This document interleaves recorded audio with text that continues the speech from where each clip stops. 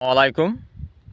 দেশে এবং দেশের বাহিরে যে যেখান থেকে আমার এই ভিডিও দেখতে পাচ্ছেন, আমি আপনাদেরকে নিয়ে আসছি একটা তরমুজের প্রজেক্ট। আর এই প্রজেক্টটা কিন্তু অনেক বড়। দেখেন এখানে আমার এক কৃষক ভাই এই যে তরমুজটা দেখাচ্ছে, এই তরমুজটা কিন্তু প্রায় 3 থেকে 3.5 কেজি ওজন হবে। আর এই মাঠটা কিন্তু আসলে অনেক বড় একটা প্রজেক্ট, যেহেতু এখানে তরমুজটা মোটামুটি আর এই সপ্তাহের ভিতরে সেটা এখন কিন্তু তরমুজ মোটামুটি পেকে গেছে, পাকা অবস্থা হয়তো সপ্তাহখানেকের মধ্যে, যেটা এই 1 number 2 number 3 number 4 number 5 number তো আমাদের করা দেয়।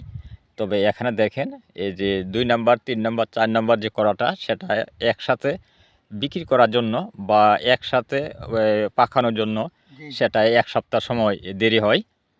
আর এখানে দেখেন আমার এই ভাই এই যে তরমুজটা দেখাচ্ছেন। আর মাঠটাও তো অবশ্যই দেখতে পাচ্ছেন, অনেক বড় একটা মাঠ। এই মাঠটা কিন্তু প্রায় 10 কানি।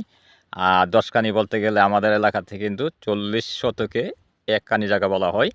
এখানে 400 শতক জায়গা, অনেক বড় একটা প্রজেক্ট।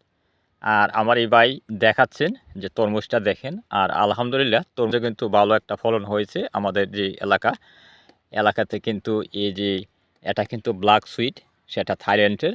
আর আমাদের এলাকাতে কিন্তু এটা একটু বেশি হয়। আর এখন কিন্তু আনসিজনাল, মানে এখন এটা সিজন না, এটা সিজন হলো বর্ষার মৌসুমে। যত বৃষ্টি হবে তত তার গ্রিস ভালো হবে, সেটা আরও অনেক বড় হবে। তারপরও দেখেন এই শীতকালে এসে এই যে তরমুজটা বর্ষাকালীন তরমুজ, এটা আগাম কিন্তু এখন এই শীতকালে কিন্তু অনেকটা বড় হয়েছে। আর এখানে যে পজিশনটা, এটা কিন্তু আসলে অনেক বড় একটা পজিশন এই যে মাঠে। আর আমাদের এই যে এলাকাতে দেখেন এই কাছাকাছি কিন্তু দেখেন এখানে অনেকগুলো তরমুজ ধরেছে এক জায়গার মধ্যে, অনেক তরমুজ দেখেন এক জায়গার মধ্যে অনেক তরমুজ। আর তরমুজের যে মোটামুটি বর্ষার মৌসুমে যেরকম তরমুজ হয় সেই রকম তরমুজ কিন্তু এখন হয়েছে, যদিও আকার একটু বড়। বর্ষার মৌসুমে আকারটা একটু বড় থাকে, আর এখন কিন্তু আকারটা একটু ছোট থাকে, যেহেতু এখন এটার সিজন না।